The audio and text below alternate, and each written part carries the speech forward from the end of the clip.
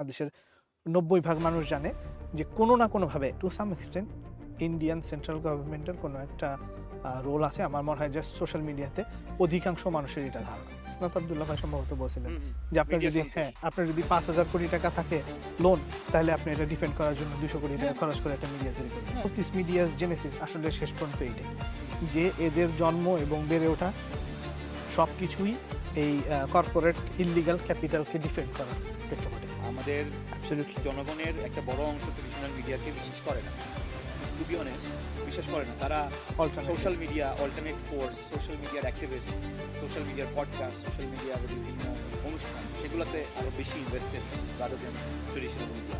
হাদি ভাইয়ের এক্সিস্টেন্স, ওনার বেঁচে থাকা হচ্ছে একটা সার্টেন গ্রুপ অফ পিপলের জন্য থ্রেট, আর আরেকটা হচ্ছে ওনার ক্যান্ডিডেন্সি একটা সার্টেন গ্রুপ অফ পিপলের জন্য থ্রেট। এনসিপি ওনাকে ওন করার চেষ্টা করে, বা এনসিপির মানুষজন ওনাকে যেভাবে করে স্মরণ করে সেটা খুবই ভালো। এটা রিলেশনশিপটাকে রিফ্লেক্ট করে যে ওনাদের মাঝে আসলে কত ভালো রিলেশনশিপ ছিল। এটা হচ্ছে একটা আলোচনা। আর আরেকটা আলোচনা হচ্ছে যে একটা মানুষকে অ্যাসাসিনেট করা। আমি মনে করি না যে জামাত, বিএনপি, এনসিপির প্রশ্নে আসে না যে এরা আসলে কোনোভাবে অ্যাসাসিনেশনের সাথে জড়িত হতে পারে। তাকে আসলে অ্যাসাসিনেট করার যে প্ল্যান, এটা আপনি জাস্ট আমি একদম সরাসরি রয়ের কথাই বলবো যে রয়ের যদি আপনি রিসেন্ট কাজগুলো দেখেন, যে কানাডাতে নির্যাতন হত্যা, ইউএসএতে পান্নুনকে হত্যার চেষ্টা, তারপরে রিসেন্টলি ওয়াশিংটন পোস্টে আসছে যে পাকিস্তান এবং পাকিস্তান সমর্থিত বেশ কিছু মানুষজন যারা ভারত সরকার আগে থেকে বলে আসতেছে যে এরা ভারতের জন্য থ্রেট, এরকম প্রায় 10 জন মানুষ মৃত্যুর সংবাদ news international news media cover করছে। In short what we can say it, এই হত্যাকাণ্ডের সাথে ভারতের জড়িত থাকার সম্ভাবনা অনেক বেশি, কারণ হচ্ছে পাস্ট প্রিভিয়াস এক্সপিরিয়েন্স উইথ ভারতের যে সাম্রাজ্যবাদী অ্যাটিটিউড, এবং কেউ যদি ভারত বিরোধী পজিশনে চলে যায় তাহলে তাকে এক্সাম্পল করে নেওয়া। Hello and welcome to the pulse Bangladesh. পশ্চিমবঙ্গের এক্স মুখ্যমন্ত্রী মমতা ব্যানার্জি, উনি একটা জনসভায় বাংলাদেশে শরীফ ওসমান হাদি হত্যাকাণ্ড নিয়ে একটা মন্তব্য করেছেন। মমতা ব্যানার্জি বনাম অমিত শাহ এবং হাদি হত্যায় ভারত সরকারের সম্পৃক্ততা নিয়ে কথা বলবো। তারই সাথে ভারত এবং বাংলাদেশের ডিপ্লোম্যাটিক রিলেশনশিপ, ভারতের diplomatic relationship with other countries, global hegemony দিক দিয়ে ভারত কোথায় আছে সেসব বিষয় নিয়ে আলোচনা করব। আজ আমাদের পডকাস্টে একজন নতুন অতিথি আছেন, সহযোদ্ধা জনাব রশিদ আহমেদ। ধন্যবাদ। ভালো আছেন? জি আলহামদুলিল্লাহ। রশিদ ভাই, আপনি আমি অনেকদিন ধরে বসার চেষ্টা করছি, সময়ের কারণে হচ্ছে না। এটা আমাদের জীবনের বাস্তবতা, রাইট? হ্যাঁ। তো আপনিও তো শুনেছেন যে মমতা ব্যানার্জি কয়েকদিন আগে একটা মন্তব্য করেছেন হাদি হত্যাকে নিয়ে, এবং তিনি এটাও বলেছেন যে পশ্চিমবঙ্গের পুলিশ এবং স্পেশাল পুলিশ হাদির হত্যাকারীকে ধরেছিল, এবং কোন রাজ্য, আরেকটা রাজ্য থেকে বাংলায় ঢুকেছিল, এবং অমিত শাহ যিনি তাকে ফোন করে বলেছিলেন যে অ্যাজ পার হার বয়ান, যে তিনি এই এই কথাটা যাতে বাংলাদেশে উনি না ছড়ান, কিংবা এই কথাটা যেন উনার পুলিশ না বলে, কিংবা মিডিয়াতে না ছড়ায়, কারণ তখন বাংলাদেশ উত্তাল ছিল, বাংলাদেশে অনেক প্রোটেস্ট আন্দোলন হচ্ছিল।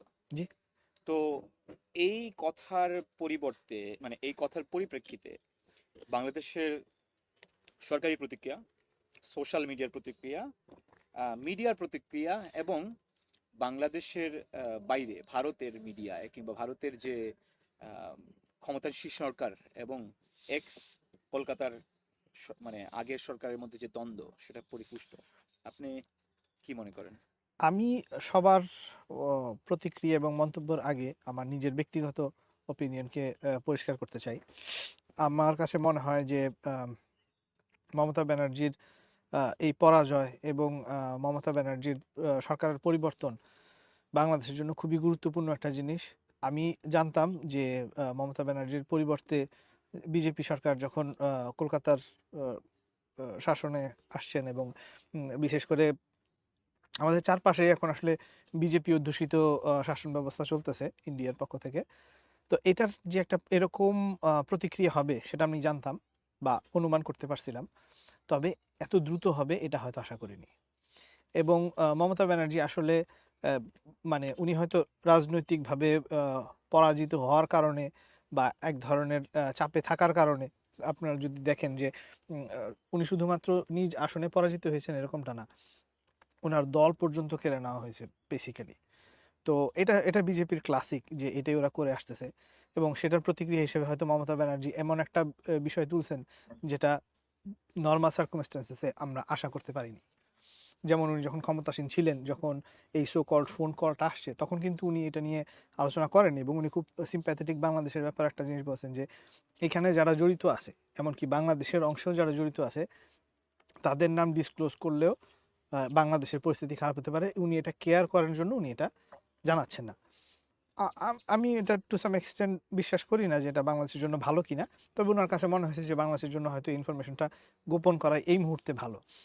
কিন্তু এখান থেকে বাংলাদেশ সরকারের প্রতিক্রিয়া হয়তো আপনি দেখেছেন, আমাদের আমাদের স্বরাষ্ট্র পররাষ্ট্র পররাষ্ট্র প্রতিমন্ত্রী প্রতিমন্ত্রী, উনি বলেছেন হেরে যাওয়া প্রার্থীর কথায় গুরুত্ব দিচ্ছে না বাংলাদেশ সরকার। চিন্তা করেন আপনি যে 15 বছর থেকে কলকাতার মানে পশ্চিমবঙ্গের মুখ্যমন্ত্রী এবং বাংলাদেশের পার্সপেক্টিভ থেকে ভারতের রাজনীতিবিদদের মাঝে অন্যতম গুরুত্বপূর্ণ একজন ব্যক্তিত্ব, ক্যারেক্টার, তাকে যদি আমাদের বাংলাদেশের পররাষ্ট্রমন্ত্রী, পররাষ্ট্র প্রতিমন্ত্রী এই মুহূর্তে লেভেল করেন অ্যাজ এ হেরে যাওয়া প্রার্থী, এটা কিন্তু আসলে বাংলাদেশ সরকারের প্রফেশনালিজমকে রিফ্লেক্ট করে না। কারণ উনি আসলে হেরে যাওয়া প্রার্থী হিসেবে, একজন বিরোধী দলীয় প্রার্থী যে কোনোদিন সরকারে ছিল না, সেই পার্সপেক্টিভ থেকে উনি গল্পটা বলতেছেন না। এই গল্পটা এই টাইম লাইনের সময় উনি বলতেছেন যে সময় উনি আসলে স্বরাষ্ট্রমন্ত্রী, মানে রাজ্য সরকারের মুখ্যমন্ত্রী ছিলেন। এবং কেন্দ্রীয় স্বরাষ্ট্রমন্ত্রীর সঙ্গে আমরা এই নির্বাচন উপলক্ষে ওনার যে বিরোধ এবং দ্বন্দ্বের জায়গাগুলো দেখেছি, সেগুলো হচ্ছে আমরা আগে থেকে দেখে আসছি। এটা মানে এমন না যে এই কথাটার কিন্তু একটা পেরিফেরি আছে আপনি যদি দেখেন, কারণ একটা মুখ্যমন্ত্রী শুধু ছিলেন না, মানে কলকাতার এবং পশ্চিমবঙ্গের রাজনীতির মধ্যে একটা মেইন ক্যারেক্টার হয়েছিলেন গত 15-20 বছর জি থেকে উনি। জি মানে শুধু রাজনৈতিক স্পাইট থেকে কথাটা কি, কেন আমি জিনিসটা টানছি, কারণ যদি আপনি দেখেন বাংলাদেশ কেন্দ্রিক যে ভারতের রাজনীতি, সেটাতে কিন্তু পশ্চিমবঙ্গ মুখ্য একটা ভূমিকা পালন করে। অবশ্যই একটা সবচেয়ে গুরুত্বপূর্ণ ভূমিকা পালন করে।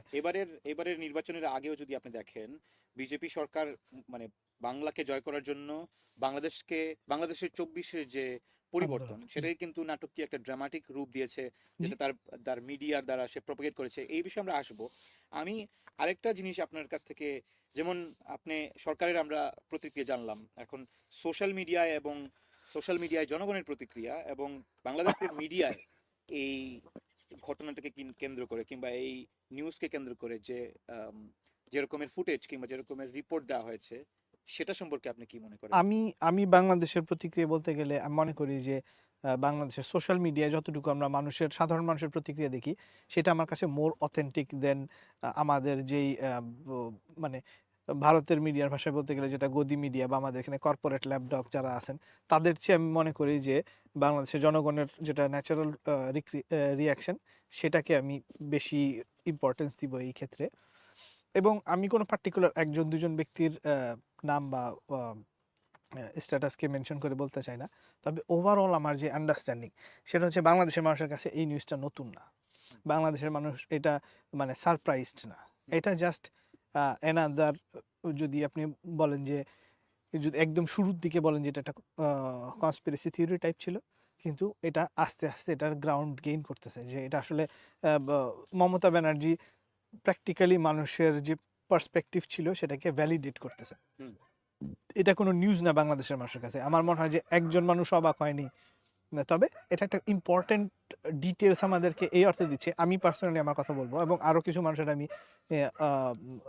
স্ট্যাটাস এবং কমেন্ট থেকে অবজার্ভ করছি যে মানুষ হয়তো লিটল বিট কনফিউজ ছিল যে ভারতে ওরা মেঘালয়ের বর্ডার ক্রস করে চলে গেল, সেখানে বর্ডারই তো অ্যারেস্ট হতে পারতো, সে অ্যারেস্টটা বর্ডারে না হয়ে কলকাতায় যে অ্যারেস্ট হওয়ার কারণটা কি, এটা আমাদের কাছে একটুখানি পাজলিং ছিল, যে আমরা আসলে বুঝতে পারতেছিলাম না। আমার পার্সোনালও মনে হয়। তো এখন জিনিসটা একটু ক্লিয়ার হয়েছে যে আসলে ভারত বলতে তো শুধু ভারত না, ভারতের মধ্যেও অনেক লেয়ার আছে। যে ভারতের কেন্দ্রীয় সরকার এটা সম্পূর্ণ সমর্থনে থাকলেও পশ্চিমবঙ্গ রাজ্য সরকার হয়তো এটা সমর্থনে ছিল না। তো সেই অর্থে হয়তো আমরা যার কারণে দেখতে পাচ্ছি যে এক জায়গায় গ্রেফতার না হলেও আরেক জায়গায় যে স্পেশাল টাস্ক ফোর্সের মাধ্যমে গ্রেফতার হচ্ছে। তো এটা কাইন্ড অফ আমাদেরকে আমাদের কনসেপ্টটাকে ক্লিয়ারার করে।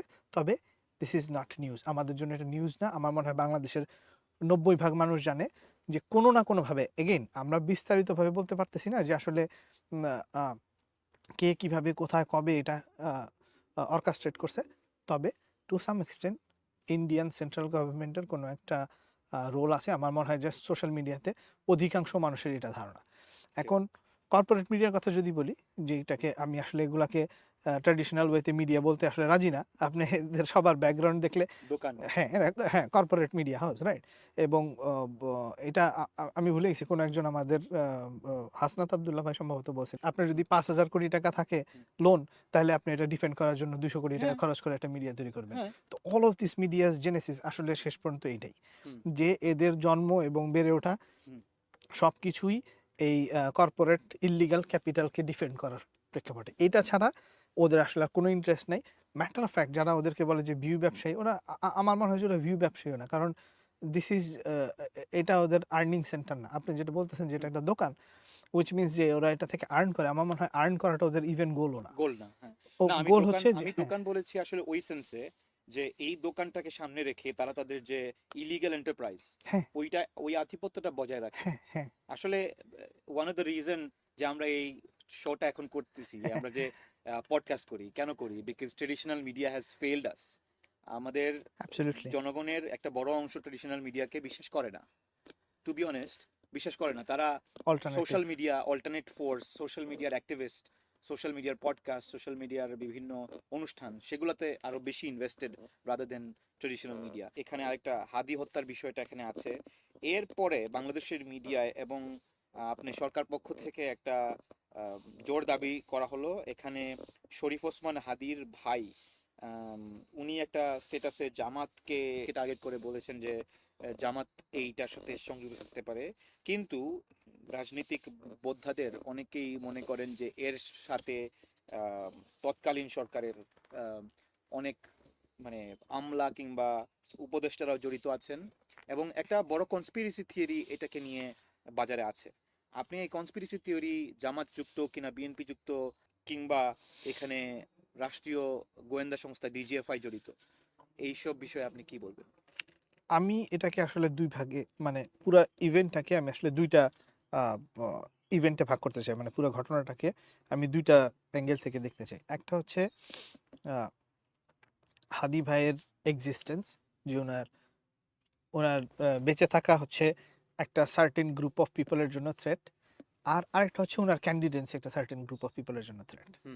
তো আপনি জামাত বলেন, মির্জা আব্বাস বলেন, এবং টু সাম এক্সটেন্ট এনসিপিও বলেন, কারণ উনি কিন্তু আসলে এনসিপির সাথে অনেক ক্লোজলি রিলেটেড হলেও আজকের দিনে ওনার মৃত্যুর পরে অধিকাংশ স্টেক আমি মনে করি যে এনসিপি ওনাকে ওন করার চেষ্টা করে, বা এনসিপির মানুষজন ওনাকে যেভাবে করে স্মরণ করে সেটা খুবই ভালো। এটা রিলেশনশিপটাকে মানে রিফ্লেক্ট করার জন্য ওদের মাঝে আসলে কত ভালো রিলেশনশিপ ছিল। বাট দ্য ফ্যাক্ট হচ্ছে যে উনি তো আসলে এনসিপির এমপি হিসেবে দাঁড়াতে চাননি। ওনার নিজস্ব আলাদা প্ল্যাটফর্ম ছিল, উনি একজন স্বতন্ত্র প্রার্থী ছিলেন। তো সেই অর্থে ওনার ক্যান্ডিডেন্সি আসলে সবার জন্যই ধীরে ধীরে থ্রেট হয়ে যাচ্ছে। উনি যখন প্রথমে শুরু করছেন তখন হয়তো সবাই একভাবে দেখেনি, এবং ওভার পিরিয়ড অফ টাইম জামাত মনে করতে পারে যেটা হয় ওনাকে উইথড্র করার জন্য, অথবা আরো লেটার ইন দ্য স্টেজ আমরা গেলে হয়তো দেখতাম যে ওমর ভাই যেই কথাটা বলছেন যে অনেকে চাপ দিচ্ছিলেন, সেই চাপটা আসলে কিসের জন্য এটা বুঝতে হবে। যে কেউ যদি আমাকে আসলে চাপ দেয়, সে আমাকে কি জন্য চাপ দিচ্ছে? আমাকে যদি অ্যাজ এ ক্যান্ডিডেট উইথড্র করার জন্য চাপ দেয়, এটা একটা পলিটিক্যাল ডিসিশন। আমি এটা বলবো না যে জামাতের কেউ এটার সাথে জড়িত ছিল না, বা এটা even not a crime, right?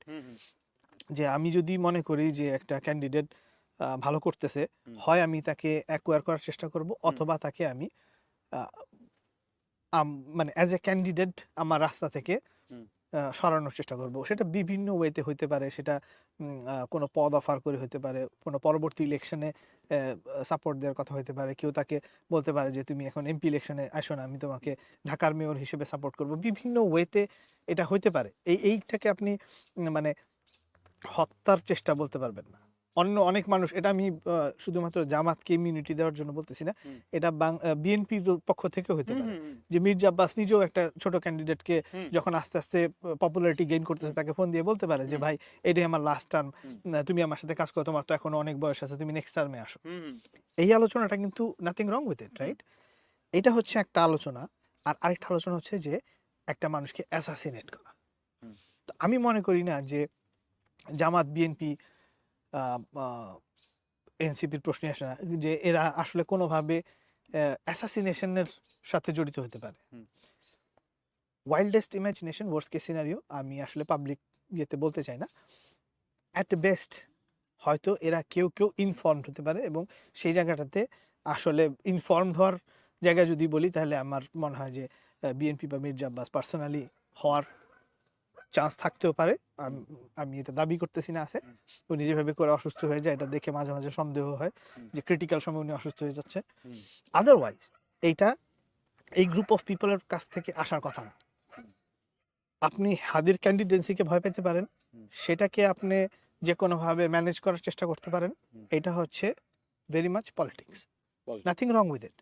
কিন্তু এটার বাইরে যেটা বললাম যে তাকে আসলে অ্যাসাসিনেট করার যে প্ল্যান, এটা আপনি জাস্ট আমি একদম সরাসরি রয়ের কথাই বলবো যে রয়ের যদি আপনি রিসেন্ট কাজগুলো দেখেন, যে কানাডাতে নির্জারের হত্যা, ইউএসএতে পান্নুনকে হত্যার চেষ্টা, তারপরে রিসেন্টলি ওয়াশিংটন পোস্টে আসছে যে পাকিস্তান এবং পাকিস্তান সমর্থিত বেশ কিছু মানুষজন যারা ভারত সরকার আগে থেকে বলে আসতেছে যে এরা ভারতের জন্য থ্রেট, এরকম প্রায় 10 জন মানুষ মৃত্যুর সংবাদ news, international news media cover করছে। তো ভারত সরকারের এই টেন্ডেন্সিটা কিন্তু আসলে ভালো যাচ্ছে না। আমি আপনি এর আগে আলোচনা করছি যে ধুরন্ধরের মতো মুভি, যেখানে অজিত দোভালের মতো ক্যারেক্টারকে ওরা সিনেমাতে নিয়ে আসতেছে, হ্যাঁ, তো এই জায়গাতে ওরা আসলে কি পোট্রে করতে চাচ্ছে? সিনেমাতে যে ডায়লগ আছে সেই একই ডায়লগ কিন্তু রাজনাথ সিং সিনেমার আগে দিয়ে আসছে, যে ভারত সরকার মানুষের বাসায় যেয়ে মারবে। এবং আপনি এই ন্যারেটিভগুলোর আসলে যদি আসলে কি পয়েন্টগুলো দেখেন, ওরা আসলে স্টেট স্পন্সার্ড টেরোরিজমের জন্য জনগণের কাছ থেকে কনসেন্ট আদায় করতেছে। তো কারো যদি প্ল্যানে এটা না থাকে যে আমি এটা করবো, তাহলে আপনি এটার কনসেন্ট কেন আদায় করবেন? In short what we can say it, এই হত্যাকাণ্ডের সাথে ভারতের জড়িত থাকার সম্ভাবনা অনেক বেশি, কারণ হচ্ছে পাস্ট প্রিভিয়াস এক্সপিরিয়েন্স উইথ ভারতের যে সাম্রাজ্যবাদী অ্যাটিটিউড, এবং কেউ যদি ভারত বিরোধী পজিশনে চলে যায় তাহলে তাকে এক্সাম্পল করে নেওয়া, এরকম একটা হলেও হতে পারে কারণ, এবং এটা হওয়ার সম্ভাবনা পাবলিক পারসেপশনে অনেক বেশি, অনেক বেশি, অনেক বেশি। ধন্যবাদ। আমরা তাহলে বুঝতে পারলাম এখন, যদি আপনার যে পয়েন্টে আপনি কথা বলেছেন সেটা যদি আমরা এগিয়ে যাই, আমরা এই কথার সিমিলারিটি খুঁজতে পাবো ইসরায়েল নামক দেশটাকে যদি আমরা দেখি।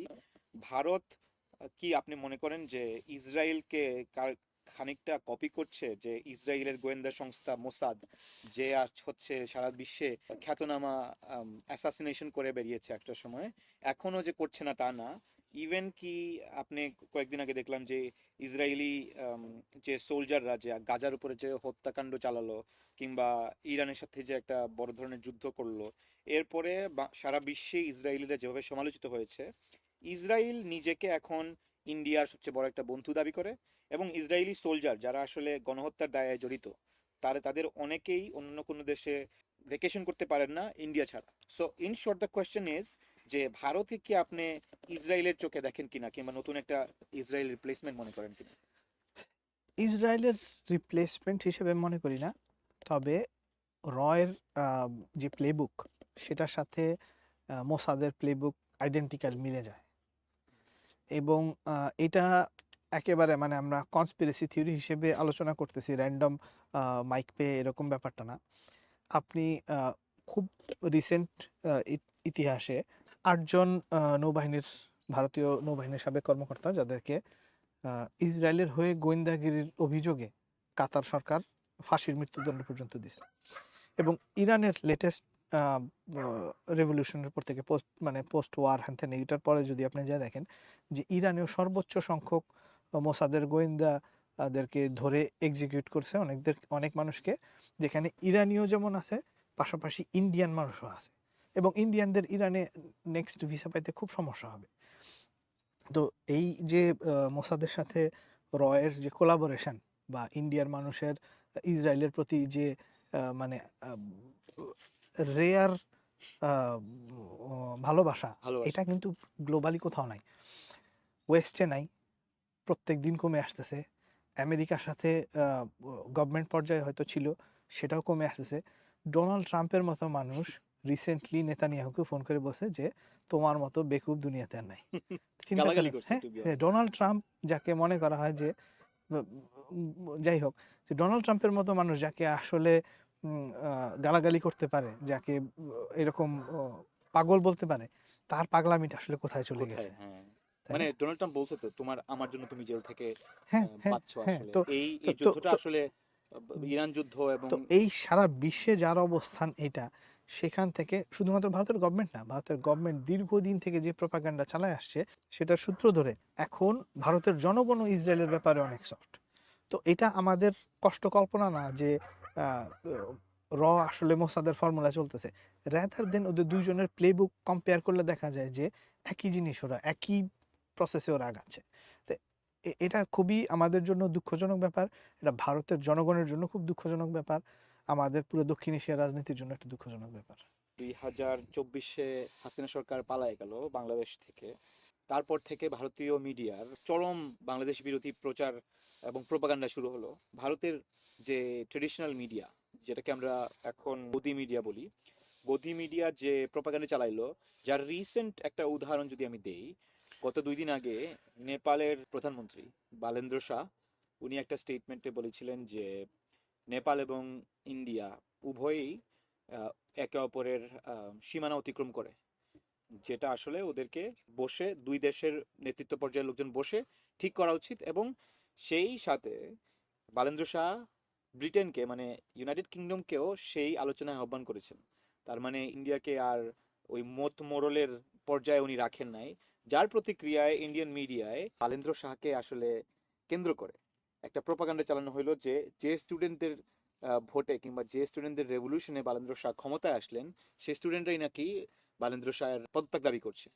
কি বলবেন এই মিডিয়া সন্ত্রাসের কিংবা এই মিডিয়া প্রোপাগান্ডার বিরুদ্ধে?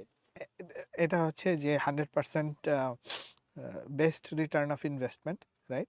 যে এই যে বড় বড় ইন্ডিয়ান কর্পোরেশন আসলে ইংলিশ মিডিয়াতে ইনভেস্ট করছে, সেখান থেকে ওদের ফাইন্যান্সিয়াল বেনিফিট, আমি আগেও বাংলাদেশের মিডিয়ার কথাও বললাম যে ফাইন্যান্সিয়াল বেনিফিট কীরকম আসে না আসে সেটা না, ইন্ডিয়া অলমোস্ট একটা নিউক্লিয়ার ওয়েপন তৈরি করছে, বিভিন্ন নামে বেনামে ইংরেজি চ্যানেল স্থাপন করে, যেগুলোর মাঝে আসলে নিউজ কন্টেন্ট আমি বলবো খুবই নিম্নমানের, কিন্তু সময় সময় অ্যামেজিং কাজ করে এই জাতীয় স্মিয়ার ক্যাম্পেইন চালানোর ক্ষেত্রে, যেটা বাংলাদেশের সময়, বাংলাদেশ ইন্টারিম গভর্নমেন্ট থাকার সময় বিশেষ করে ডক্টর ইউনূস বিরোধী প্রচারণা, যদিও এটা একটা ডিফিকাল্ট গেম ছিল, কারণ ডক্টর ইউনূসের already international reputation so strong যে এটাকে আসলে আপনি স্ক্র্যাচ করাটা এত সহজ না, কিন্তু বাংলাদেশ সেই সময় খুব একটা ভালনারেবল পজিশনে ছিল। এবং আপনি যদি লক্ষ্য করে দেখেন যে যেই সব মিডিয়াগুলোকে আমরা ক্রেডিবল মনে করতাম, ইন্ডিয়া আসলে স্লোলি ওগুলাতে এমনভাবে ইনফিল্ট্রেট করছে, যেটা একটা প্রাইম এক্সাম্পল হচ্ছে BBC Bangla, Reuters, DW Bangla, right? এগুলোকে আসলে মানে এখন আর নিউজ আউটলেট বলা যায় না, যদিও এগুলো কর্পোরেট নিউজ আউটলেট ওই অর্থে না, এটা কেউ ফান্ড করেনি, কিন্তু ইন্ডিয়ান গভর্নমেন্ট ওদের সুদূর প্রসারী পরিকল্পনার অংশ হিসেবে এইগুলার ক্রেডিবিলিটি ইউজ করে এদেরকে 100% মাটিতে নামায় নিয়ে আসছে। আমি মনে করবো যে ওরা যে অবস্থানে ছিল সেখান থেকে অনেক জায়গায় চলে আসছে। আজকাল আমি রয়টার্সের নিউজকে জি টিভি নিউজের থেকে আলাদা হিসেবে দেখতে পারি না। তো প্র্যাকটিক্যালি এই বালেনশার এক্সাম্পলটা আমাদেরকে 2 বছর আগে বাংলাদেশের ইন্টারিম গভর্নমেন্টকে, বাংলাদেশের পোস্ট রেভলিউশন গভর্নমেন্টকে মনে করায় দেয় যে এরা আসলে কি করতে পারে, এবং এরা আপনার, এবং আনফর্চুনেটলি এটা আমাদের জন্য অনেকটা ইনসাইডার নিউজ বলতে পারেন, যে আমরা যেহেতু খুব মনোযোগ দিয়ে দেখি, আমি ইদানিং বেশ মনোযোগ দিয়ে দেখি যে আসলে বিবিসি বাংলা যদি একটা নিউজ আসে সেই নিউজটা আসলে কে করতেছেন। তার ব্যাকগ্রাউন্ডটা কোথায়, সে কোথায় বসে ঢাকার নিউজ হচ্ছে সেই নিউজটা আসলে দিল্লিতে বসে হচ্ছে কিনা। এটা বিবিসি বাংলার একটা ট্রেন্ডের মতো হয়ে গেছে যে ঢাকার জন্য নিউজ ওরা দিল্লিতে বসে লিখতেছে। তো যার কারণে অবভিয়াসলি এটা ক্রেডিবিলিটির কোনো জায়গা নেই। তো এটা আমরা যারা খুব ক্লোজলি ফলো করি বাংলাদেশ এবং বাংলাদেশ রিলেটেড নিউজ তারা হয়তো জানি, কিন্তু ওয়েস্টার্ন অডিয়েন্স আনফর্চুনেটলি এখনও জানে না। তো ওদের কাছে এখনও এগুলো ক্রেডিবল সোর্স, এবং সেখানে যেই অ্যাটাকগুলো আসলে করা হচ্ছে বিভিন্ন অ্যাঙ্গেল থেকে, এইগুলোর বিরুদ্ধে আমি বলবো যে অলমোস্ট আমরা ডিফেন্সলেস। বাংলাদেশের পার্সপেক্টিভে বলতেছি, নেপালকেও আমি অলমোস্ট ডিফেন্সলেস হিসেবেই দেখছি, টু বি অনেস্ট। আমি তেমন কোনো ডিফেন্ড করার মতো ক্যারেক্টার পাই নাই। বাংলাদেশের ক্ষেত্রে যদি আপনি চিন্তা করেন যে বাংলাদেশের বিরুদ্ধে একটা ইংলিশ মিডিয়াতে স্মিয়ার ক্যাম্পেইন হচ্ছে, তো আপনার ডিফেন্ডটা করবে কে? খুবই কম লোকজন, যদিও আছে কিছু আমি দেখলাম, but what is the outcome of this? এই কথাটার আউটকাম হচ্ছে বাংলাদেশ এখনো ডিফেন্সলেস। এবং আসলে ফানি না যে আমাদের ডিফেন্সের দায়িত্বে আছে যেই নিউজ পেপারটাকে আমরা রাখতে চাই, এইটার নিকনেম হইতেছে দিল্লি স্টার। কারেক্ট। আরেকটা আছে ডেইলি সান, যে হচ্ছে আপনার যে হচ্ছে বসুন্ধরা ল্যাপডগ। হ্যাঁ। তো এইদের কাছে যদি আমার ডিফেন্সের দায়িত্ব থাকে, তাহলে আমি 10-15-20টা গোল খাবো, এটি তো হওয়ার কথা, যেটা আমাদের হয়ে আসছে। আমাদেরকে আরো অনেক ইংলিশ মিডিয়া এবং আরো অনেক বেশি ইনফ্লুয়েন্সিয়াল মিডিয়া বানাইতে হবে ফ্রম নাগরিক পার্সপেক্টিভ থেকে, এবং যারা আসলে এস্টাবলিশমেন্টের বাইরে আছি আমরা, যেহেতু আমাদের ইংলিশে মনে হয় যে এত বেশি ইনসেন্টিভ নাই, লোকজন ইংরেজি কথাবার্তা শুনে না, এখনো মেইন স্ট্রিম হয় নাই খুব দিক দিয়ে, যার কারণে এখনো হচ্ছে না। বাট আমার মনে হয় যে অতি শীঘ্রই যখন এই জেনারেশনটা আরেকটু ম্যাচিওর হয়ে যাবে, তখন মনে হয় শুরু হবে। বিকজ আমি বাংলাদেশে দেখি এখন বেশি মানে জেলা শহর কিংবা বড় শহরগুলোতে গেলে দেখা যায় যে কোনো ভালো ডিপার্টমেন্টাল স্টোরে পোলাপাইন ইংরেজিতে কথা বলে। So it should be one. অনেক ধন্যবাদ রশিদ ভাই আপনাকে আমাদের এই গুরুত্বপূর্ণ একটা বিষয় নিয়ে আজকে কথা বলার জন্য। পাঁচ অফ বাংলাদেশে আপনাকে অনেক অনেক ধন্যবাদ আজ এবং স্বাগতম আজকে। আশা করি আরো ভবিষ্যতে অনেক গুরুত্বপূর্ণ বিষয় নিয়ে আলাপ করব, আপনাকে পাবো ইনশাআল্লাহ। অনেক অনেক ধন্যবাদ। দর্শক মন্ডলী, এতক্ষণ আপনাদের সাথে ছিলাম আমি Toukir with the pass of Bangladesh পডকাস্টে। আশা করি এই গুরুত্বপূর্ণ এপিসোডটি আপনারা দেখে সবাই ভালো লাগবে। আপনাদের যদি কোনো মন্তব্য থাকে এই বিষয়ে, আপনারা কমেন্ট করে জানাতে পারেন, অথবা আমাদের কাছে ইমেল করতে পারেন thepulseofbangladesh@gmail.com-এ। আশা করি সাথেই থাকবেন। দেখা হবে আবারও। আসসালামু আলাইকুম।